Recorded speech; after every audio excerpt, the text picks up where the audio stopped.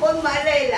ಹಾ. ಅಮ್ಮನೂ ಮಾಡಲ್ಲ, ನೀವು ಮಾಡಲ್ಲ ನಮ್ಗೆ. ಹೌದಾ? ನಾವು ಸುಮ್ನೆ ಅರ್ಥ ನಾನು ಏನು ಹೇಳಿದ್ದೆ. ಅಲ್ಲ ಹೇಳಿದ್ರು, ನಮ್ಮ ತಾಯಿ ಹೇಳಿದ್ರು. ಹ್ಮ್. ಸರಿ ನಾನು ನೀವು ಫೋನ್ ಮಾಡೋಣ ಅನ್ಕೊಂಡು ಹಂಗೆ ಬಂದ್ಬಿಟ್ಟೆ. ಅದು ಅಲ್ಲಿ ಜಾಸ್ತಿ ಅಲ್ವತ್ತು ಅಲ್ಲಿದ್ರೆ ಬೇಡ ಬೇಡ ಅನ್ಸುತ್ತೆ, ಅದಕ್ಕೆ ಸಲ್ಲ ಬಂದ್ಬಿಡ್ಬೇಕು. ಹೋಗಿ ಬಿಟ್ಟೆ. ಇಲ್ಲ ಬೇಡ ಅಂದ್ರೆ ನಾವೆಲ್ಲ ರೆಡಿ ಮಾಡಿ ಅಲ್ಲ ನಿಂಗಲ್ಲ ನೀವಲ್ಲ, ನನಗೆ ಅಲ್ಲಿ ಬೇರೆ ಏನೋ ಕೆಲಸ ಬಂದ್ಬಿಡುತ್ತೆ ಅದೇ. ಅದಕ್ಕೆ. ಕೂತಿದ್ದಾಗ ಬಾಬಾ ಅಂತಿದ್ರು. ಹಾ. ಅದಕ್ಕೆ ಹೋಗಿ ಬಿಟ್ಬಿಟ್ಟು ಬರ್ತಾ ಇರ್ಬೇಕು ನಾವು. ಆ ಥರ ಇಲ್ಲಿ ಕೃಷ್ಣ ಹೇಳ್ತಾ ಇದ್ದಾನೆ. ಇನ್ನೊಂದು, ನಾವು ಎಲ್ಲಿ ಏನು ನೋಡಿದ್ರೂ ನಾನೇ ಒಡೆಯ ಅಂದ್ಕೊಳ್ಳೋದು, ನಾನೇ ಓನರು. ಅದೇ ಇಲ್ಲಿ ಹೇಳ್ತಾ ಇದ್ದಾರೆ. ಏನು ಹೇಳ್ತಾ ಇದ್ದಾರೆ ಇದು ಪ್ರಭುಪಾದ ಅಂದರೆ, trying to be lord of all the survey. ನಾನು ಏನು ನೋಡಲಿ ನಾನೇ ಒಡೆಯ.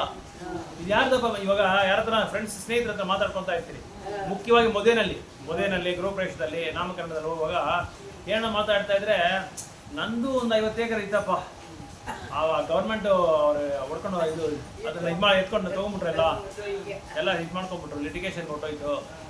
ಆ ಥರ 50-60 ಎಕರೆ ಆಯ್ತು. ನಾನು ಅದಿದ್ದರೆ ಎಷ್ಟು ದೊಡ್ಡ ಇದಾಗ್ತಾ ಇದ್ದ, ದೊಡ್ಡ ಸಾವುಕಾರ ಆಗ್ತಾ ಇದ್ದೆ, ಎಷ್ಟೋ ಕೋಟಿಗೆ ಹೋಗ್ತಾ ಇತ್ತು. ಇವಾಗ ಅದೇ ಹೇಳೋದು, ಇವಾಗ ಇದ್ದಿದ್ದು ಎಷ್ಟೋ ಕೋಟಿಗೆ ಹೋಗ್ತಾ ಇತ್ತಪ್ಪ. ಇಲ್ಲ, ಅದು ಕೈಯಲ್ಲಿ ಏನಿಲ್ಲ. ಹೌದೇ, ಅದು ಸಂಬಂಧ, ಅದಕ್ಕಿಂತ ಸಂಬಂಧ ಇಲ್ಲ. ಹೇಳ್ಕೊಳ್ಳೋದು ನಾನೇ ಒಡೆಯ ಅಂತ ಹೇಳ್ಕೊಳ್ಳೋದು, ನಾನೇ ಯಜಮಾನ ಅಂತ. ಅಲ್ಲ, ನಾನು ಇಷ್ಟು ಸೊತ್ತು ನಾನು ಸಂಪಾದಿಸಿದ್ದೆ, ಆದರೆ ಒಟ್ಟೋಯ್ತು. ಇವಾಗ ಸುಮಾರು ಏನೋ ಒಂದು 40-50 ಲಕ್ಷ ಬರುತ್ತಪ್ಪ ನನಗೆ ಅಂತ ಹೇಳ್ಕೊಳ್ಳೋದು. ಆಮೇಲೆ ನೋಡಿದ ತಕ್ಷಣ ಇದು ನಂದೆ, ಅದು ನಂದೆ, ಇದು ನಂದೆ, ಎಲ್ಲ ನಂದೆ, ಯಾವ್ದು ನೋಡಿದ್ರೆ ನಂದೆ. ಬಟ್ ಯಾವುದು ನಮ್ದಲ್ಲ, ಯಾವುದು ನಮ್ದಲ್ಲ, ಯಾವುದು ಶಾಶ್ವತವಾಗಿ ನಾವಿರಲ್ಲ. ನಾವಿರೋವರೆಗೂ ನಮ್ದು ಅಷ್ಟೇ, ನಾವು ಹೋದ್ಮೇಲೆ ನಮ್ದು ಯಾವುದೂ ಇಲ್ಲ. ಅದಕ್ಕೆ ಎಲ್ಲ ಏನು ಯಾರಿಗೆ ಸಂಬಂಧಪಟ್ಟಿದ್ದಂತೆ ಭಗವಂತನಿಗೆ. ಈಶೋಪನಿಷತ್ತಲ್ಲಿ ಅದೇ ಹೇಳ್ತಾ ಇದ್ದಾರೆ, ಈಶಾವಶ್ಯಂ ಇದಂ ಸರ್ವಂ ಅಂದ್ರೆ ಎಲ್ಲದಕ್ಕೂ ನಾನೇ ಒಡೆಯ ಅಂತ ಹೇಳ್ತಾರೆ ಭಗವಂತ. ನಿನ್ ಯಾವುದು ಇಲ್ಲ ಇಲ್ಲಿ. ಸುಮ್ಮನೆ ನಿನಗೆ ನೀನು ಬಾಡಿಗೆ ಮನೇಲಿ ಇದೆಯಾ ಅಷ್ಟೇ. ನಿನ್ನ ಹೆಸರು ಮೇಲೆ ನೀನು ರಿಜಿಸ್ಟ್ರೇಷನ್ ಮಾಡ್ಕೊಂಡಿರ್ಬೋದಾಯ್ತು ನಿನ್ನ ಖಾತಾನಲ್ಲಿ, ಆದ್ರೆ ನೀನು ಇರೋವರೆಗೂ ಅದು. ಆಮೇಲೆ ನೀನು ಅಲ್ಲ, ಅದು ನಿಂದು ಅಲ್ಲೇ ಅಲ್ಲ ಅದು ಅಂತ ಹೇಳ್ತಾರೆ. ಅದಕ್ಕೆ ನಾವು ಬರಕ್ ಬಂದೇನೆ ಮನೆಯಲ್ಲಿ ಜಿರಳೆಗಳು ಬಳ್ಳಿಗಳು ಎಲ್ಲ ಅಲ್ಲಿಗಳೆಲ್ಲ ಬಂದ್ಬಿಟ್ಟಿರುತ್ತೆ. ಅವರೇ ಓನರ್ ಫಸ್ಟು.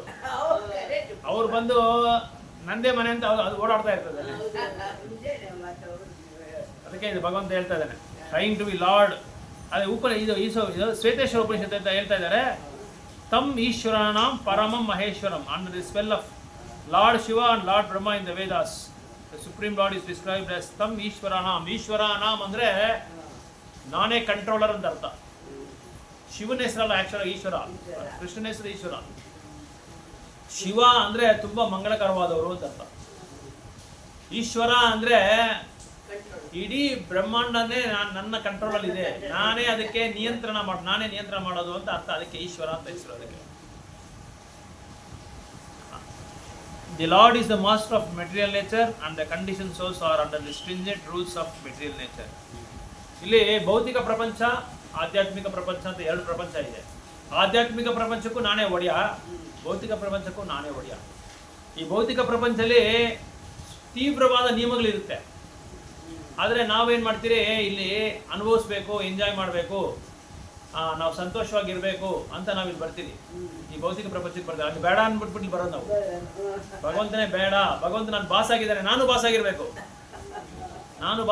ಅದಕ್ಕೆ ನನಗಲ್ಲಿ ಇರಕ್ಕೆ ಇಷ್ಟ ಅಲ್ಲ ಅಂತ ನಾವು ಬಂದ್ಬಿಡ್ತೀವಿ. ಈ ಭೌತಿಕ ಪ್ರಪಂಚಕ್ಕೆ ಬಂದ್ಬಿಟ್ಟು ಏನೋ ಅನುಭವಿಸ್ಬೇಕು ಅಂತ ಹೋಗ್ತೀರಿ, ಕೊನೆಗೆ ಏನಾಗೋದು, ಅನುಭವಿಸೋಕ್ಕಾಗಲ್ಲ. ಯಾಕಂದ್ರೆ ಇಲ್ಲಿ ನಿಯಮಗಳಿದೆ. ಇದು ಜೈಲ್ ತರ, ಇದು ಜೈಲೇ, ಇದು ಜೈಲ್ ತರ ಅಲ್ಲ, ಜೈಲೇ ಇದು. ಕಾರಾಗೃಹ ಅಂತ. ಕಾರಾಗೃಹ ಅಂದ್ರೆ ಎಲ್ಲಿ ಕ್ರಿಮಿನಲ್ಸ್, ಏನ್ ಹೇಳ್ತೀರಾ ಕ್ರಿಮಿನಲ್ಸ್ಗೆ, ಕಳ್ಳರು, ಇನ್ನೊಂದೇನೋ ಇದೆ, ಅಪರಾಧಿಗಳು. ಎಲ್ಲಿ ಅಪರಾಧಿಗಳು ಇರ್ತಾರೋ ಅದನ್ನ ಜೈಲ್ ಅಂತ ಹೇಳೋದು. ದುರ್ಗಾ ಅಂದ್ರೆ ಜೈಲು ಅಂತ ಅರ್ಥ. ಸೊ ಈ ದುರ್ಗಾದೇವಿ ಬಂದು ಅದಕ್ಕೆ ಸೂಪರಿಂಟೆಂಡೆಂಟ್, ಅಧಿಕಾರಿ. ಈ ಜೈಲಿನಲ್ಲಿ ಈ ಅಪರಾಧಿಗಳಿಗೆಲ್ಲ ಅವ್ರು ಏನ್ ಮಾಡ್ತಾರೆ, ಶಿಕ್ಷೆ ಅಧಿಕಾರಿ ಶಿಕ್ಷೆ ಕೊಡ್ತಾ ಇರ್ತಾರೆ. ಯಾರು ತಪ್ಪು ಮಾಡ್ತಾರೋ ಶಿಕ್ಷೆ ಕೊಡ್ತಾ ಇರ್ತಾರೆ. ನಾವಿಲ್ಲಿ ಅನುಭವಿಸ್ಬೇಕು ಅಂತ ಬರ್ತೀರಿ, ನಾವೇನ್ ಮಾಡ್ತೀರಿ, ಅಲ್ಲಿ ಅನುಭವಿಸ್ತಾಗ್ತೀರಿ. ಏನ್ ಮಾಡ್ತೀರಿ, ಈ ದುರ್ಗಾ ಮಾಯಾದೇವಿ ಹತ್ರ ನಾವು ಪನಿಷ್ಮೆಂಟ್ ತಗೊತಾ ಇರ್ತೀವಿ. ಅವ್ರ ಶಿಕ್ಷೆ ನಮಗೆ ಪನಿಷ್ಮೆಂಟ್ ಕೊಡ್ತಾ ಇರ್ತಾರೆ. The Lord is the master of material nature. Unless one understands these bare facts, it is not possible to achieve peace in the world, either individually or collectively. ಈಗ ಶಾಂತಿ ಸೂತ್ರ ನಾವು ಕಲ್ತ್ಕೊಂಡಲ್ಲ, ಭೋಕ್ತಾರಾಮ್ ಯಜ್ಞ ತಪಸ್ಸಾಮ್, ಎಲ್ಲ ಯಜ್ಞಕ್ಕೂ ಎಲ್ಲ ತಪಸ್ಸಕ್ಕೂ ನಾನೇ ಒಡೆಯ. ಸರ್ವಲೋಕ ಮಹೇಶ್ವರಂ, ಎಲ್ಲ ಲೋಕಗಳು, ಎಷ್ಟು ಲೋಕ ಇದೆ ಎಲ್ಲ ಲೋಕ, ಇಡೀ 14 ಲೋಕ ಒಂದು ಇದು ಒಂದು ಯೂನಿವರ್ಸ್ಗೆ, ಒಂದು ಬ್ರಹ್ಮಾಂಡಕ್ಕೆ ಸಮಾನ. ಒಂದು ಬ್ರಹ್ಮಾಂಡದಲ್ಲಿ 14 ಲೋಕ ಇರುತ್ತೆ, ಅಂಥದ್ದು ಸಾವಿರಾರು ಲಕ್ಷಾಂತರ ಲೋಕ ಇರುತ್ತೆ. ಒಂದು ಸಾಸಿವೆ ಮೂಟೆ ಇದೆಯಲ್ಲ, ಸಾಸಿವೆ, ಆ ಸಾಸಿವೆ ಮೂಟೆಯಲ್ಲಿ ಎಷ್ಟು ಸಾಸಿವೆ ಇರುತ್ತೆ ಲೆಕ್ಕಕ್ಕಾಗತ್ತಾ? ಅಷ್ಟೊಂದು ಲೋಕ, ಅಷ್ಟೊಂದು ಬ್ರಹ್ಮಾಂಡಗಳಿರ್ತದೆ. ಅಷ್ಟೊಂದು ಬ್ರಹ್ಮಾಂಡಗಳಿಗೆ ಭಗವಂತ ಒಡೆಯ, ಅಷ್ಟೊಂದು ಬ್ರಹ್ಮಾಂಡಗಳಿಗೆ ಭಗವಂತ ಒಡೆಯ. ಒಂದು ಸಾಸಿವೆನೇ ಒಂದು ಬ್ರಹ್ಮಾಂಡ ಆದ್ರೆ ಎಷ್ಟು ಸಾಸಿವೆ, ಲಕ್ಷಾಂತರ ಸಾಸಿವೆ ಇರುತ್ತೆ ಆ ಮೂಟೆನಲ್ಲಿ, ಆ ಚೀಲದಲ್ಲಿ. ಅಷ್ಟು ಲಕ್ಷಾಂತರ ಬ್ರಹ್ಮಾಂಡಕ್ಕೂ ಭಗವಂತ ಒಡೆಯ. ಅದಕ್ಕೆ ಇಲ್ಲಿ ಹೇಳ್ತಾ ಇದ್ದಾರೆ, unless one understand this bare fact is not possible to achieve. So ಇದೆಲ್ಲ ಯಾರು ಅರ್ಥ ಮಾಡ್ಕೊಳ್ದೇ ಇರ್ತಾರೋ, ಎಲ್ಲ ಯಜ್ಞ ತಪಸ್ಸಿಗೆ ನಾನೇ ಒಡೆಯ, ಫಲಿತಾಂಶ ನೀವು ನನಗೆ ಕೊಡಬೇಕು, ಎಲ್ಲ ಲೋಕಕ್ಕೂ ನಾನೇ ಮಹೇಶ್ವರ, ನಾನೇ ಕಂಟ್ರೋಲರ್, ನಾನೇ ನಾನೇ ಅದನ್ನು ಇದು ನಿಯಮಗಳನ್ನ ನಾನು ಸೃಷ್ಟಿ ಮಾಡೋರು ನಾನೇ ಒಡೆಯ, ನಾನೇ ಓನರು, ನಾನೇ ಯಜಮಾನ ಎಲ್ಲ ಲೋಕಕ್ಕೂ. ಸುಹೃದಂ ಸರ್ವಭೂತಾನ, ಎಲ್ಲ ಜೀವರಾಶಿಗಳಿಗೂ ನಾನು ಯಾರು? ಶ್ರೇಯಾಭಿಲಾಷಿ, ಶ್ರೇಯ ಅಭಿಲಾಷಿ. ನಿಮ್ಮ ಅಭಿಲಾಷೆನ ಈಗ ನಾವು ಭಿಕ್ಷುಗಾರ ಬರ್ತಾರೆ, ಒಂದಿನ ನಾವು ಊಟ ಹಾಕ್ತೀರಿ, 2ನೇ ದಿನ ಊಟ ಹಾಕ್ತೀರಿ, 3ನೇ ದಿನ ಊಟ ಹಾಕ್ತೀರಿ, 4ನೇ ದಿನ ಸ್ವಲ್ಪ ಅನ್ನ ಕಡಿಮೆ ಕಡಿಮೆ ಇಡುವ, ಇವತ್ತು ಇರೋದೆಲ್ಲ ಅವನಿಗೆ ಆಗ್ಬಿಡುತ್ತೆ, ಏನು ಉಳಿತಾಯನೇ ಆಗಲ್ಲ ಅಂತ ಅನ್ಕೊಂಡ್ಬಿಡ್ತೀವಿ ನಾವು. 4 ದಿನ ಆಗುತ್ತೆ, 5ನೇ ದಿನ ಹಾಕಕ್ಕಾಗಲ್ಲ. ಅಕ್ಕಿ 70 ರೂಪಾಯಿ ಕೆಜಿ, ಒಳ್ಳೆ ಅಕ್ಕಿ. ತೊಗರಿ ಬೆಲೆ 200 ರೂಪಾಯಿ ಕೆಜಿ, ಇವಾಗ ಕಡಿಮೆ ಆಗಿದೆ. ಅವಾಗ ನಾವೇ ಎಲ್ಲರಿಗೂ ಇದ್ದೇ ಇರುತ್ತಲ್ವಾ, ಎಂತಾದ್ರೂ ಕಷ್ಟ ಇದೆಯಲ್ಲ ಪಾಪ. ಒಂದು ಮನೆ ಸಂಸಾರ ಮಾಡ್ಬೇಕಂದ್ರೆ ಸುಮ್ಮನೆ ಅಲ್ಲ, 30,000 ರೂಪಾಯಿ ಬೇಕು ಅಂತ ತಿಂಗಳಿಗೆ. ಕಡಿಮೆ ಅಂದ್ರೆ 2-3 ಇದ್ರೆ, 4-5 ಜನ ಇದ್ರೆ ಇನ್ನೂ ಜಾಸ್ತಿ ಇದೆ. ಅದು ಸಾಲಲ್ಲ. ಅದರಲ್ಲಿ ಈಗಿರೋ ವಯಸ್ಸು ಹುಡುಗಿರೋ ಫ್ರೆಶ್, ಎಲ್ಲ ಫ್ರೆಶ್, ಫಾರ್ಮ್ ಫ್ರೆಶ್. ಇದು ಬೇಡ, ಅದು ಬೇಡ, ಮಧ್ಯಾಹ್ನ ರಾತ್ರಿ ಫ್ರೆಶ್ ತಿನ್ಬೇಕೆ, ಫ್ರೆಶ್ ತಿನ್ನಲ್ಲ. ಆಮೇಲೆ ರಾತ್ರಿ ಬೆಳಗ್ಗೆ ತಗೊಂಡೋಗಿ ಎಲ್ಲ ಚೆಲ್ಲೋದು. ಬೆಳಗ್ಗೆ ಮಡಗಿದ್ರೆ ರಾತ್ರಿ ಇಟ್ಟೇನೆ ಹಾಕಿದ್ರೆ ಚೂರ್ ಮಾಡಾಕ್ಬಿಡ್ತೀನಿ ಮನೇನ. ಇಲ್ಲಿ ಅದೇ ಭಗವಂತನ ಪ್ರಸಾದ ಕಣ್ಣಿಗೆ ಹೊತ್ಕೊಂಡು ತಿನ್ಬೇಕು. ನೈವೇದ್ಯ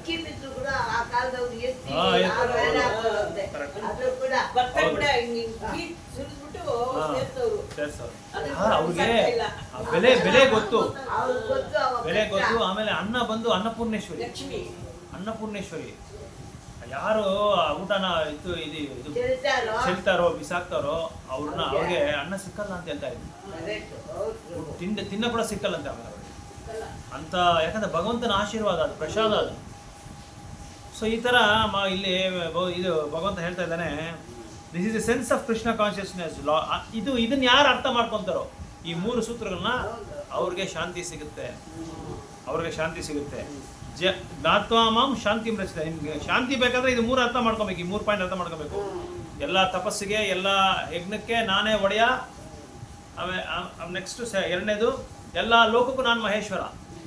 3ನೇದು ಸುಹೃದಂ ಸರ್ವಭೂತಾನಾಂ, ಎಲ್ಲ ಜೀವರಾಶಿಗಳಿಗೆ, ಇಡೀ ಜೀವರಾಶಿ ಒಂದು ಇದಕ್ಕೆ ನಾನೇ ಬಂದು ಸುಹೃತಂ, ನಾನೇ ಬಂದು ಶ್ರೇಯಾಭಿಲಾಷಿ ಅಂತ ಹೇಳ್ತಾರೆ. ನಾನೇ ಅವನ್ನ ನೋಡೋದು ಅಂತ ಹೇಳ್ತಾರೆ. ನಾವ್ ಎಷ್ಟು ಜನ ಅಂತ ನೋಡೋಕ್ಕಾಗತ್ತೆ? ಒಂದಿನ ಏನೋ ಅನ್ನದಾನ ಮಾಡ್ತೀರಿ, 2 ದಿನ ಅನ್ನ ಮಾಡ್ತೀರಿ, ವರ್ಷಕ್ಕೆ 2 ಸಲ 3 ಸಲ ಮಾಡ್ತೀರಿ, ಡೈಲಿ ಮಾಡೋಕ್ಕಾಗಲ್ವಲ್ಲ. ಈಗ ಈ ಮಳೆ ಯಾರು ಕೊಡ್ತಾ ಇದ್ದಾರೆ? ಭಗವಂತ ಕೊಡ್ತಾ ಇದ್ದಾರೆ. ಇದು ಮಳೆ ಇದ್ರೆ ಬೆಲೆ, ಇಲ್ಲಂದ್ರೆ ಬೆಲೆ ಇಲ್ಲ. ನಾವೆಷ್ಟೇ ದುಡ್ಡು ಇಟ್ಕೊಂಡಿರ್ಬೋದಾಯ್ತು, ಕೋಟ್ಯಾಂತರ ರೂಪಾಯಿ ಇರುತ್ತೆ, ಅದೇ ಊಟ ಇದ್ರೆ ನಾವು ಬದುಕಕ್ಕಾಗತ್ತಾ? ನೀರಿಲ್ಲ ಏನು ಆಗಲ್ಲ. ನೀರು ಬೇಕೆ. ನೀರಿಲ್ಲ ಅಂದ್ರೆ ಅದೇ ಇಮಿಡಿಯೇಟ್ ಆಗಿ ಹೇಳ್ತಾನೆ, ಡಿಹೈಡ್ರೇಷನ್ ಆಗಬಾರ್ದು, ಇದು ನೀರು ಡ್ರೈ ಆಗಬಾರ್ದು, ಬಾಡಿ ಬಂದು ಡ್ರೈ ಆಗಬಾರ್ದು ಅಂತ ಹೇಳ್ತಾರೆ. ಯಾವಾಗಲೂ ನೀರು ತಗೊಳ್ತಾನೆ ಇರ್ಬೇಕು. ಸೊ ಈ ಮಳೆ ಇದ್ರೆ ನೀರು ನಮಗೆ ಜೀವನ, ಇಲ್ಲಾಂದ್ರೆ ಏನೂ ಇಲ್ಲ. ಅದಕ್ಕೆ ಭಗವಂತ ಹೇಳ್ತಾರೆ, ಎಲ್ಲ ಜೀವರಾಶಿಗಳಿಗೂ ನಾನೇ ಶ್ರೇಯಾಭಿಲಾಷಿ, ಎಲ್ಲರೂ ನಾನು ನೋಡ್ಕೊತೀನಿ ಅಂತ ಹೇಳ್ತಾರೆ. ಕಳ್ಳನ್ನು ಭಗವಂತ ನೋಡ್ಕೊತಾನೆ, ಕ್ರಿಮಿನಲ್ನು ಭಗವಂತ ಕೇರ್ ತಗೊಂತಾನೆ, ಅಪರಾಧಿಗಳಿಗೂ ಜನ್ಮ ಒಳ್ಳೆಯವನಿಗೂ ಭಗವಂತ, ಒಳ್ಳೆಯವ್ರಿಗೂ ಕೆಟ್ಟವ್ರಿಗೆ, ಜೈಲಲ್ಲಿರೋರಿಗೆ, ಕೊಲೆ ಮಾಡಿದಿರೋನಿಗೆ, ಕೊಲೆ ಮಾಡಿದವ್ರಿಗೆ ಎಲ್ಲರೂ ಭಗವಂತ ನೋಡ್ತಾನೆ. ಭಗವಂತನೇ ಬೇಡ, ಭಗವಂತನ ಇಲ್ಲ ಅನ್ನೋನಿಗೆ ಭಗವಂತ ಊಟ ಕೊಡ್ತಾರೆ, ಅವ್ರಿಗೂ ಪ್ರಸಾದ ಕೊಡ್ತಾ ಇದ್ದಾರೆ, ಅವ್ರಿಗೂ ಇರೋದಕ್ಕೆ ಮನೆ ಅಲ್ಲ, ಮಲ್ಕೊಳ್ಳೋದಕ್ಕೆ ಒಂದು ಜಾಗ ಕೊಡ್ತಾ ಇದ್ದಾರೆ. ಇವಾಗ ನೋಡಿ, ಮನೆ ಇಲ್ದಿರೋರು ಎಷ್ಟೋ ಜನ ದೇವಸ್ಥಾನದಲ್ಲಿ ಮಲ್ಕೊಳ್ತಾರೆ. ಎಲ್ಲೋ ಒಂದು ಜಾಗ ಕೊಟ್ಟು, ಎಲ್ಲೋ ಒಂದು ಅಂಗಡಿ ಕ್ಲೋಸ್ ಮಾಡಿರ್ತಾನೆ, ಅಲ್ಲಿ ಮಲ್ಕೊಂತಾನೆ ಹೋಗಿ. ಯಾವುದೋ ಒಂದು ಜಾಗದಲ್ಲಿ ಅವನಿಗೆ ಸ್ಥಳ ಕೊಡ್ತಾರೆ ಭಗವಂತ. ಬೀದಿ ಜಗಲಿ ಮೇಲೆ ಕೂಡ ಜಗಲಿ ಮೇಲೆ ಮಲ್ಕೊಂತಾರೆ. ಈಗ ರೈಲ್ವೆ ಸ್ಟೇಷನ್ ಹತ್ರ ಹೋಗ್ಬಿಟ್ರೆ ನಾವು ಹೌದು. ಅಲ್ಲಿ ಒಂದು ಪ್ಲಾಟ್ಫಾರ್ಮ್ ಹಾಕಿದ್ದಾರೆ, ಎಂಟರ್ ಆದ್ರೆ ಅಲ್ಲಿ ಎಲ್ಲರೂ ಮಲ್ಕೊಂಡಿದ್ದಾರೆ. ಅವ್ರಿಗೂ ಕಾಲ ಬರಲ್ವಾ ಹಾ, ನೋಡ್ರಿ ಬರ್ತೈತೆ. ಅವ್ರಿಗೆ ಎಲ್ರು ಅನ್ಕೊಂತಾರೆ ಹೆಂಗಪ್ಪ ಊಟ ತಿಂಡಿ ಸಿಗುತ್ತೆ ಅಂದ್ರೆ ಎಲ್ಲರೂ ತಗೊಂಡೋಗಿ ಕೊಡ್ತಾರೆ. ಆ ಭಗವಂತ ಆತರ ಪ್ರತಿಯೊಬ್ಬರಿಗೂ ನಮ್ಮ ಅಮ್ಮ ಹೇಳ್ತಾ ಇರ್ತಾರೆ ಯಾವಾಗಲೂ ಹುಲ್ಲು ಇದು ಏನೋ ಹೇಳ್ತಾರೆ, ಹಾ ಅದ್ಯಾವುದೋ ಒಂದು ಡೈಲಾಗ್ ಹೇಳ್ತಾರೆ, ಆ ಡೈಲಾಗ್ ಉಟ್ಸೋನ್ ಉಳ್ಮೇಯ್ಸಿರ ಇರಲ್ಲ ಅಂತ ಹೇಳ್ಬಿಟ್ಟು ಭಗವಂತ ಯಾವುದೋ ಒಂದು ದಾರಿನ. ಅದಕ್ಕೆ ನಾವು ಏನ್ ಮಾಡ್ಬೇಕು, ಭಗವಂತನ ಈ ಶಾಂತಿ ಬೇಕು ಅಂತ ಅಂದ್ರೆ ಭಗವಂತನೇ ಎಲ್ಲದಕ್ಕೂ ಒಡೆಯ, ಅನುಭವಿಸೋ ನೀನೇ, ಭೋಕ್ತೃ ನೀವೇ. ಸೊ ನಮ್ಮ ಸೇವೆನ ನಾವೇನ್ ಮಾಡ್ಬೇಕು, ಭಗವಂತನಿಗೋಸ್ಕರ ನಾವು ಅರ್ಪಣೆ ಮಾಡ್ಬೇಕು. ಭಗವಂತನಿಗೋಸ್ಕರ ಅರ್ಪಣೆ ಮಾಡಿದ್ರೆ ಅವಾಗ ನಾವು ಯಜಮಾನ ಭಗವಂತ ಅಂತ ತಿಳ್ಕೊಬೇಕು. ಪ್ರತಿಯೊಂದಕ್ಕೂ, ಪ್ರತಿಯೊಂದು ಒಡವೆ ತಗೊಳ್ಲಿ, ಬಟ್ಟೆ ತಗೊಳ್ಳಿ, ಪ್ರತಿ ವಸ್ತು ತಗೊಳ್ಳಿ, ಪ್ರತಿ ವಾಹನ ತಗೊಳ್ಳಿ, ನೀನೇ ಒಡೆಯ. ನೀನ್ ಫಸ್ಟ್ ಮೊದಲು ನೀನು ಅದನ್ನ ಉಪಯೋಗಿಸು, ಆಮೇಲೆ ನಾವು ಉಪಯೋಗಿಸ್ತೇವೆ. ಬೇಡ. ಒಂದ್ಸಲ ಏನಾಯ್ತಂದ್ರೆ ಬಾಂಬೆನಲ್ಲಿ ಬಾಕ್ಸರು ಅವನೇನ್ ಮಾಡ್ದ, ಕ್ಲಾಸ್ ಕೇಳೋಣ, ಇದೇ ತರ ಕ್ಲಾಸ್ ಕೇಳೋಣ. ಅದರಲ್ಲಿ ಅವರು ಸ್ಪೀಕರ್ ಪ್ರಭು ಏನ್ ಹೇಳಿದವ್ರೆ, ಎಲ್ಲ ಭಗವಂತನಿಗೆ ಅರ್ಪಣೆ ಮಾಡಬೇಕು. ಭಗವಂತನಿಗೆ ಅರ್ಪಣೆ ಮಾಡಿದ್ರೆ ನೀವು ಏನು ತಗೋಬಾರ್ದು, ಅವರೇ ಒಡೆಯ, ಅವರೇ ಯಜಮಾನು, ಅವರೇ ಬಾಸು, ಅವರೇ ಪ್ರೊಪ್ರೈಟರ್, ಅವರೇ CEO ಅಂತ ಹೇಳ್ಬಿಟ್ಟು ಚೆನ್ನಾಗಿ ಭಾಷಣ ಕೊಟ್ಬಿಟ್ಟವ್ರೆ. ಅವನೇನ್ ಮಾಡ್ದ, ಬಾಕ್ಸರ್ ಅವನು ಹೊಸದಾಗಿ ಹೋಗಿ ಇದು ಗ್ಲೌಸ್ ತಗೊಂಡ ಬಾಕ್ಸಿಂಗ್ ಆಡೋಕ್ಕೆ. ಅದನ್ನ ತಗೊಂಡು ಆ ಗ್ಲೌಸ್ ತಗೊಂಡೋಗಿ ದೇವಸ್ಥಾನದಲ್ಲಿ ಆಲ್ಟ್ರ್ ಇರ್ತಲ್ಲ, ಅಲ್ಲಿ ಹೋಗಿ ಪೂಜಾರಿ ಕೊಡ್ತವನೆ, ಸ್ವಾಮಿ ಇದನ್ನ ಆಫರ್ ಮಾಡಿ ದೇವರಿಗೆ ಅಂತ ಹೇಳ್ತಾನೆ. ಅವನಿಗೆ ಪೂಜಾರಿಗೆ ಡೌಟು, ಏನೋ ಒಂಥರ ಇದ್ರಲ್ಲಿ ಏನ್ ಸ್ವಾಮಿ ಇದು, ಯಾರು ಇಂತ ತಗೊಂಬಂದು ಕೊಟ್ಟಿಲ್ವಲ್ಲ, ಏನ್ ಪ್ರಭು ಇದು ಅಂತ ಕೇಳ್ತಾರೆ. ಇಲ್ಲ ಸ್ವಾಮಿ, ನಿನ್ನೆ ಪ್ರಭು ಹೇಳಿದ್ರು ಏನೇ ತಗೊಂಡ್ಲಿ ಭಗವಂತನಿಗೆ ಆಫರ್ ಮಾಡ್ಬೇಕು ಅಂತ ಹೇಳಿದ್ರು. ಆಮೇಲೆ ಆ ಪೂಜಾರಿ, ಇದು ಏನು ಹೋಗ್ಲಿ, ನೀವು ಏನು ಆಫರ್ ಮಾಡ್ಬೇಕು, ನನ್ಗೆ ಗೊತ್ತಿಲ್ಲ, ಏನು ತೆಗೆದು ನೋಡ್ಬೋದ ಅಂತ. ತೆಗೆದು ನೋಡಿ, ನಾನು ಬಾಕ್ಸಿಂಗ್ಗೆ ಗ್ಲೌಸ್ ಇಸ್ಕೊಂಡಿದ್ದೀನಿ. ಏನಕ್ಕೆ ಇದು ಗ್ಲೌಸ್ ಅಂತ ಹೇಳಿದ್ರೆ, ದೇವ್ರಿಗೆ ಆಫರ್ ಮಾಡ್ಬಿಟ್ಟು ನಾನು ಎಲ್ಲರ ಹತ್ರ ಜಗಳ ಆಡಕೋತೀನಿ ಅಂತ ಹೇಳ್ತಾರೆ. ಎಲ್ಲರಿಗೂ ಪಂಚ್ ಕೊಡ್ತೀನಿ, ಪಂಚು. ಸೊ ಯಾವ್ದು ಭಗವಂತನಿಗೆ ನೈವೇದ್ಯ ಮಾಡಬೇಕು ಅಂತ ಭಗವಂತ ಹೇಳಿದಾನೆ. ಪತ್ರಂ ಪುಷ್ಪಂ ಫಲಂ ತೋಯಂ ಯೋಮೇ ಭಕ್ತ ಪ್ರಯಚ್ಛತಿ ತದಹಂ ಭಕ್ತಿ ಉಪಹೃತಂ ಅಸ್ನಾಮಿ ಪ್ರಿಯತಾತ್ಮನಃ. ಭಕ್ತಿಯಿಂದ, ಪ್ರೇಮೆಯಿಂದ ನೀನು ಏನು ಕೊಟ್ರೆ ನಾನು ತಗೊಂತೀನಿ. ಬಟ್ ಏನು ಕೊಡಬೇಕು ಅಂತ ಅದು ಪ್ರಭುಪಾದ ಅದ್ರಲ್ಲಿ ಬರೆದಿದ್ದಾರೆ. ಹಣ್ಣು, ಧಾನ್ಯ, ಹಂಪಲು, ಮತ್ತೆ ತರಕಾರಿ, ಹಾಲು, ನೀರು, ತುಳಸಿ, ಹೂವು, ಇದೆಲ್ಲ ಭಗವಂತನಿಗೆ ಕೊಡ್ಬೋದು. ಸಾತ್ವಿಕವಾದ ಆಹಾರ ಇಂಥದ್ದೆಲ್ಲ ಕೊಟ್ರೆ ಭಗವಂತ ತಗೊಂತಾನೆ, ಸ್ವೀಕಾರ ಮಾಡ್ಬೋದು. ಅದಕ್ಕೆ ಆಮೇಲೆ ಅದೇ ನೀವು ಹೇಳ್ದಂಗೆ ಚಪ್ಪಲಿ ತಗೊಂಡ್ಬಿಟ್ಟು ಚಪ್ಪಲಿ ಎತ್ಕೊಂಡೋಗಿ ಭಗವಂತ ಬೇರೆಕ್ಕಾಗತ್ತೆ, ಆಗಲ್ಲ. ಏನ್ ಕೊಡ್ಬೇಕು ಅದು ಕೊಡ್ಬೇಕು ದೇವರು. ಅದನ್ನ ನಾವು ಬುದ್ಧಿ ಉಪಯೋಗಿಸ್ಬೇಕು. So Lord Krishna is the supreme predominator and all living beings including great demigods and his subordinates. One can attain perfect peace only in complete Krishna consciousness. ನಿಮಗೆ ಶಾಂತಿ ಬೇಕು ಅಂದ್ರೆ, ಪರಿಪಕ್ವ ಬೇಕು ಅಂದ್ರೆ ಕೃಷ್ಣ ಭಕ್ತಿಯನ್ನು ನೀವು ಆಚರಣೆ ಮಾಡಬೇಕು, ಕೃಷ್ಣ ಪ್ರಜ್ಞೆನ ಆಚರಣೆ ಮಾಡಬೇಕು. ಆಮೇಲೆ ಕೃಷ್ಣ ಎಲ್ಲದಕ್ಕೂ ಪರಮ ಪುರುಷ, ಅವ್ರಿಗೆ ಸಮಾನನೂ ಇಲ್ಲ, ಅವ್ರಿಗೆ ಅತೀತವಾದದ್ದು ಯಾರು ಇಲ್ಲ ಅಂತ ನಾವು ತಿಳ್ಕೋಬೇಕು.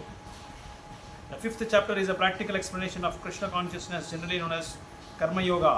The question of material speculation as to how Karma Yoga can give liberation is answered here. With work in Krishna consciousness is to work with the complete knowledge of the Lord as a predominator. So ನಾವು ಏನೇ ಕೆಲಸ ಮಾಡಲಿ ಆ ಕೆಲಸದಲ್ಲಿ ಭಗವಂತ ಹಿರಿಯ, ಭಗವಂತ ದೊಡ್ಡವನು, ಅವನ ಒಂದು ಉಪದೇಶಗಳಲ್ಲೇ ನಾವು ನಡ್ಕೋಬೇಕು.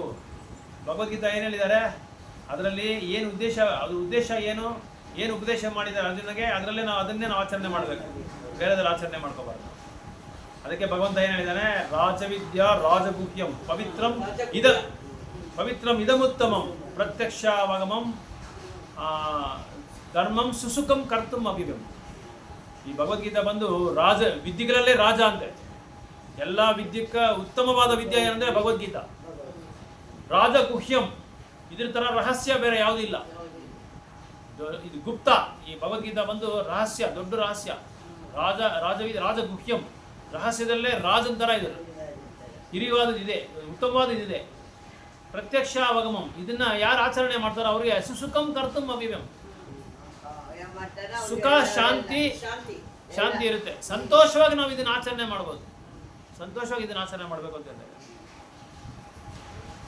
So such work is not different in direct Krishna consciousness is Bhakti Yoga, and Jnana Yoga is a path leading to Bhakti Yoga. Krishna consciousness means to work in full knowledge of one's relationship with the Supreme Absolute and the perfection of the Krishna consciousness is full knowledge of Krishna or Supreme Personality.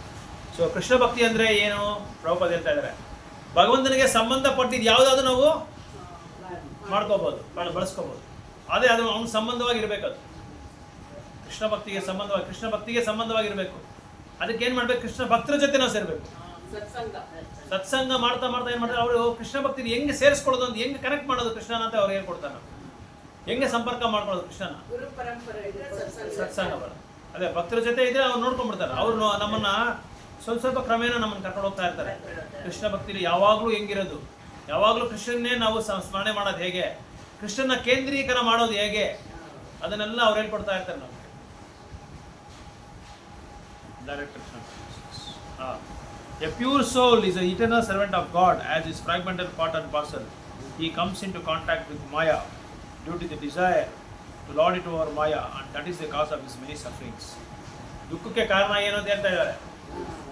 ದುಃಖಕ್ಕೆ ಕಾರಣ ಏನು ಅಂದರೆ ಇಲ್ಲಿ ಹೇಳ್ತಾ ಇದ್ದಾರೆ ಪ್ರಭುಪಾದರು, a pure soul is the eternal servant of God as is fragmented part and parcel. He comes into contact with Maya. ದುಃಖಕ್ಕೆ ಕಾರಣ ಏನಂದರೆ, ಈಗ ಮಳೆ ನೀರು ಬೀಳ್ತಾ ಇದೆ, ಶುದ್ಧವಾಗಿದೆ. ನೀವು ಮಳೆ ನೀರು ಕೆಳಗಡೆ ಬೀಳ್ತೀರ, ನೀವು ಒಂದು ಪಾತ್ರೆ ಇಟ್ಕೊಂಡು ನೋಡಿ, ಕೆಲವರೆಲ್ಲ ಮಳೆ ನೀರೇ ಕುಡಿತಾರೆ. ಈ ನೀರು ಇಟ್ಕೊಂಡು ಕುಡಿತಾರೆ ಕೆಲವರು, ಶುದ್ಧವಾದ ನೀರು ಅಂತ ಹೇಳ್ಬಿಟ್ಟು. ಆ ಮಳೆ ನೀರನ್ನ ಕೆಳಗಡೆ ಚರಂಡಿಲಿ ಬಿಟ್ರೆ ಏನಾಗುತ್ತೆ, ಗಲೀಜಾಗುತ್ತೆ, ಕಲ್ಮಶ ಆಗ್ಬಿಡುತ್ತೆ.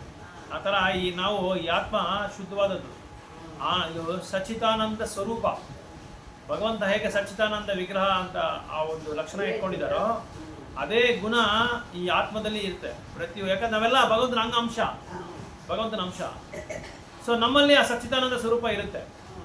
ಆದರೆ ನಾವೇನು ಮಾಡ್ತೀವಿ, ಈ ಭೌತಿಕ ಪ್ರಪಂಚಕ್ಕೆ ಬಂದು ಮಾಯಾ ಹತ್ರ ಸಂಪರ್ಕ ಮಾಡ್ತೀವಿ. ಮಾಯಾ ಹತ್ರ ಸಂಪರ್ಕ ಮಾಡುವಾಗ ಏನಾಗುತ್ತೆ, ನಾವು ಕಲ್ಮಶ ಆಗ್ಬಿಟ್ಟು ಈ ಭೌತಿಕ ಪ್ರಪಂಚದಲ್ಲಿ ದುಃಖಕ್ಕೆ ಕಾರಣ ಆಗ್ಬಿಡ್ತೀವಿ. ಎಲ್ಲ ದುಃಖ ಅನುಭವಿಸ್ಬೇಕಾಗಿ ಬರುತ್ತೆ. As long as he is in contact with the matter, he has to execute work in terms of material necessities. Krishna consciousness, however, brings one into spiritual life, even while one is within the jurisdiction of matter, for it is an arousing spiritual existence by practice in the material world. The more one is advanced, the more is free from the clutches of matter. ಈಗ ನಾವು ತುಂಬ ಜನ ಭಕ್ತರು ಹೇಳ್ತಾ ಇರ್ತಾರೆ, ಕೃಷ್ಣ ಭಕ್ತಿಗೆ ಬಂದಮೇಲೆ, ಹರೇ ಕೃಷ್ಣ ಮಂತ್ರ, ಹರೇ ಕೃಷ್ಣ ದೇವಸ್ಥಾನಕ್ಕೆ ಸೇರ್ಕೊಂಡ್ಮೇಲೆ ಯಾವಾಗಲೂ ಕುರುಕ್ಷೇತ್ರ, ಯಾವಾಗಲೂ ಜಗಳ ಅಂತ ಹೇಳ್ತಾ ಇರ್ತಾರೆ. ಅದಕ್ಕೆ ನಾವೇನು ಅವ್ರಿಗೆ ಪ್ರಶ್ನೆ ಕೇಳ್ತೀವಿ ಅಂದರೆ, ನೀನು ಕೃಷ್ಣ ಭಕ್ತಿಗೆ ಬರೋಕ್ ಮುಂದೆ ನಮ್ದೇ ಈ ಹರೇ ಕೃಷ್ಣ ದೇವಸ್ಥಾನಕ್ಕೆ ಬರೋಕ್ ಮುಂದೆ ನೀನು ಜಗಳ ಇಲ್ದಿರ ಇದ್ದ, ಶಾಂತಿಯಾಗಿದ್ದೀಯಾ ನೀನು? ಇಲ್ಲ, ಎಲ್ಲ ಮನೆಗೆ ಹೋಗಿ ನೋಡ್ಕೊಂಬ. ನಾಡ್ದ ಹೋಗಿ 16,108 ಅರಮನೆಯಲ್ಲೆಲ್ಲ ಹೋಗಿ ನೋಡ್ಕೊಂಬಂದಂತೆ, ಕೃಷ್ಣ ಇದ್ದಾನ ಅಂತ. ಆ ಥರ ನೀನು ಎಲ್ಲರ ಮನೆಯಲ್ಲಿ ನೋಡ್ಕೊಂಬ, ಎಲ್ಲರೂ ಸಂತೋಷವಾಗಿ ಸುಖವಾಗಿದ್ದಾರ, ಶಾಂತಿಯಾಗಿದ್ದಾರ ಅಂತ ನೋಡ್ಕೊಂಬ. ಅವರೆಲ್ಲರೂ ಕೃಷ್ಣ ಭಕ್ತಿಲಿ ಇಲ್ಲ, ಆದರೆ ಅವ್ರ ಹತ್ರ ಅವ್ರು ಶಾಂತಿಯಾಗಿದ್ದಾರೆ ಅಂತ ನೋಡ್ಕೊಂಬ. ಯಾರು ಶಾಂತಿಯಾಗಿರೋಕ್ಕಾಗಲ್ಲ. ಏನೋ ಒಂದು ಸಮಸ್ಯೆ ಇದ್ದೇ ಹುಡುಕೊಂಬರುತ್ತೆ ನಮಗೆ ಸಮಸ್ಯೆ. ಅದು ತಾನಾಗಿ ಬರಲ್ಲ, ನಾವು ಮಾಡಿರೋದು. ನಾವು ಹಿಂದಿನ ಜನರು ಏನೇನು ಮಾಡಿದಾರೋ ಆ ಕರ್ಮಕ್ಕೆ ತಕ್ಕಂತೆ ನಡೀತಾ ಇರುತ್ತೆ, ಒಂದೊಂದು ನಡೀತಾ ಇರುತ್ತೆ. ಅದು ಸಡನ್ ಆಗಿ ಯಾವುದು ಬರಲ್ಲ. ಕಾರಣ ಇಲ್ದಿರ ಯಾವುದು ನಡೆಯಲ್ಲ. ಎಲ್ಲದಕ್ಕೂ ಒಂದು ಕಾರಣ ಇದ್ದೇ ಇರುತ್ತೆ. ಆ ಕಾರಣದಿಂದಲೇ ನಾವು ಇದು ಜನ್ಮ ತಗೊಂಡೋದು. ಅದಕ್ಕೆ ಕಾರಣ ಜನ್ಮ ಅಂತ ಹೇಳ್ತಾರೆ, ಕಾರಣ ಜನ್ಮ. ಸೊ ಇಲ್ಲಿ ಅದೇ ಹೇಳ್ತಾ ಇದ್ದಾರೆ Krishna, as long as is in contact with the matter. ನೀನು ಈ ಭೌತಿಕ ಪ್ರಪಂಚದಲ್ಲಿ ಇರೋವರೆಗೂ ನಿನ್ಗೆ ಯಾವಾಗಲೂ ತೊಂದರೆ ಬಂದೇ ಬರುತ್ತೆ. ಆದರೆ ನನ್ನ ಪ್ರಜ್ಞೆನಲ್ಲಿ ನೀನಿದ್ರೆ, ನನ್ನ ಸ್ಮರಣೆಯಲ್ಲಿ ನೀನಿದ್ರೆ, ನನ್ನ ಶುದ್ಧ ಭಕ್ತರ ಜೊತೆ ನೀನಿದ್ರೆ, ಆ ಸಫರಿಂಗ್ಸು, ಆ ಸಮಸ್ಯೆಗಳಿಗೆ, ಆ ದುಃಖಗಳಿಗೆ ಪರಿಹಾರ ಹೇಗೆ ಮಾಡಬೇಕು ಅನ್ನೋದು ಅವ್ರು ಹೇಳ್ಕೊಡ್ತಾರೆ ನಿಮಗೆ. ಅವ್ರು ನಿನಗೆ ದಾರಿ ತೋರಿಸ್ತಾರೆ. ಅವಾಗ ಏನಾಗುತ್ತೆ, ಯಾವುದೇ ಒಂದು ದುಃಖ ಬರಲಿ, ಯಾವುದೇ ಒಂದು ಸಮಸ್ಯೆ ಬರಲಿ, ಅದನ್ನು ಹೆದರಿಸೋಷ್ಟು ಬುದ್ಧಿ, ಚಮತ್ಕಾರ, ಶಕ್ತಿ ಎಲ್ಲ ಭಗವಂತ ಕೊಟ್ಬಿಡ್ತಾನೆ. ಸಹನ, ಮುಖ್ಯವಾಗಿ ಸಹನ, ಇದೆಲ್ಲ ಭಗವಂತ ಕೊಟ್ಬಿಡ್ತಾನೆ. ಅದಕ್ಕೆ ಅವರ ಭಕ್ತಿ ಸೇವೆಯಲ್ಲಿ ನಾವು ನಿಮಗ್ನರಾಗಿರ್ಬೇಕು, ಯುಕ್ತರಾಗಿರ್ಬೇಕು.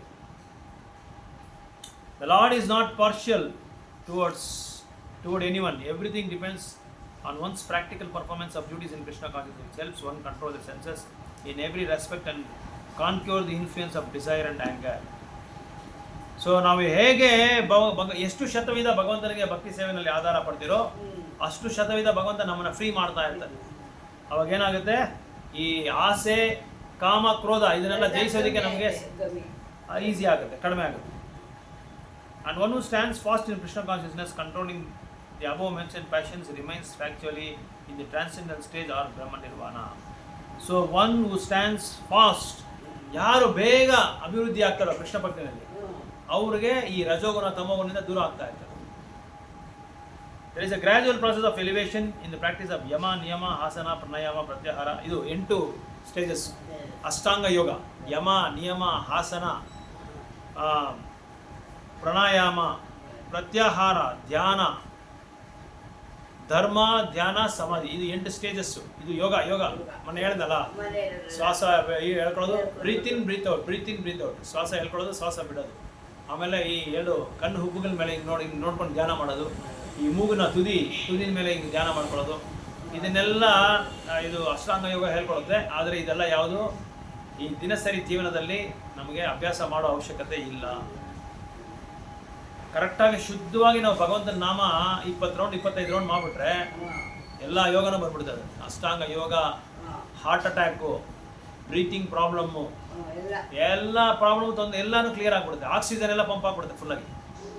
ಡೈರೆಕ್ಟ್ ಮಾತ್ರ ಚಾನ್ ಮಾಡಿ, ಅದೇ ಯಾರು ಮೊಬೈಲ್ ಮುಟ್ಬಾರ್ದು, ಯಾರು ಪಕ್ಕದಲ್ಲಿ ಇರಬಾರ್ದು, ಭಕ್ತರು ಮಾತ್ರ ಇರಬೇಕು, ಜಪ ಮಾಡೋರು ಮಾತ್ರ ಇರಬೇಕು. ಅಂತ ಅವ್ರ ಮಧ್ಯದಲ್ಲಿ ನಾವು ಕೂತ್ಕೊಂಡು ಮಾಡಿದ್ರೆ ಅವತ್ತು ನೋಡಿ ನಿಮ್ಗೆ ಹಿಂಗಿರುತ್ತೆ ಅಂತ ಆರೋಗ್ಯ, ಫ್ರೆಶ್ ಆಗಿರ್ತೀರಿ.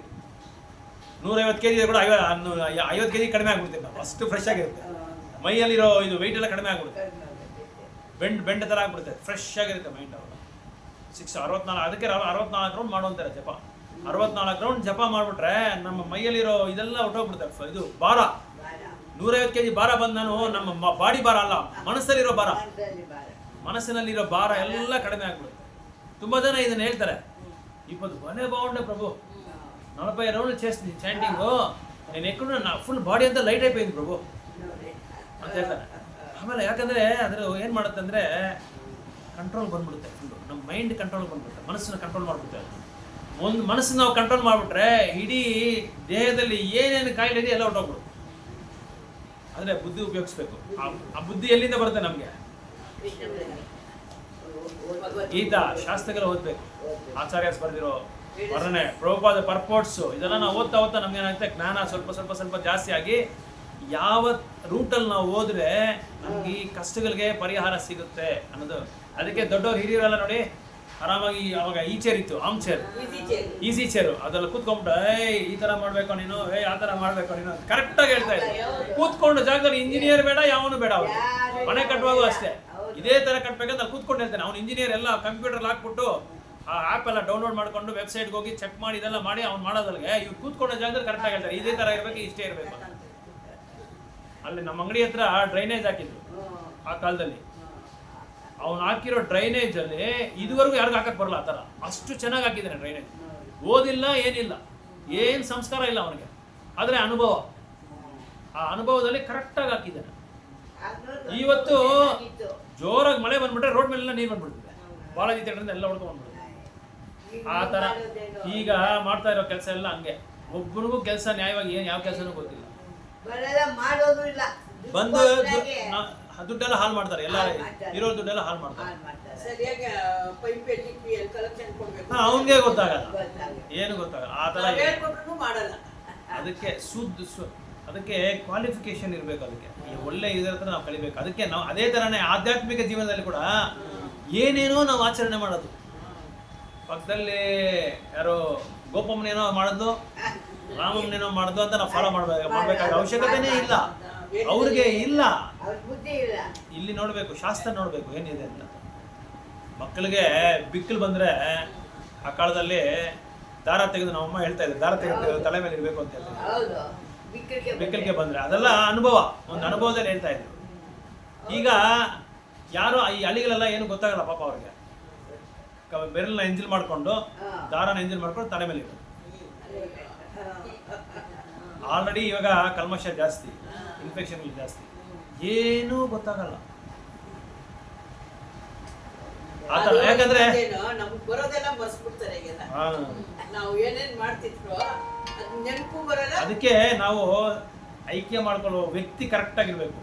ಇವನಿಗೆ ಎಲ್ಲ ಇದು ತೆಗೆದಿ ಅರ್ಹತೆ ಇದೆಯಾ ಅದನ್ನ ಅದಕ್ಕೆ ಅರ್ಹತೆ ಇರೋನ ಹತ್ರ ಅವನ ಹತ್ರ ಏನು ಚಮತ್ಕಾರ ಅದು ಮಾತ್ರ ಕತ್ಕೋಬೇಕು ನಾವು. ಒಂದು ಅರ್ಹತೆ ಇದೆಯಾ ಅವನಿಗೆ, ಕ್ವಾಲಿಫೈಡಾ ಅಂತ ನಾವು ನೋಡ್ಕೋಬೇಕು ಆ ಥರ. ಮುಂದೆ ಸೊ ಜಪ ಮಾಡೋಣ ಇವಾಗ, ಹರೇ ಕೃಷ್ಣ ಮಂತ್ರ ಜಪ ಮಾಡೋಣ. ಅದೊಂದೇ ನಮ್ಗೆ ಔಷಧ, ಬೇರೆ ಏನು ಔಷಧ ಇಲ್ಲ.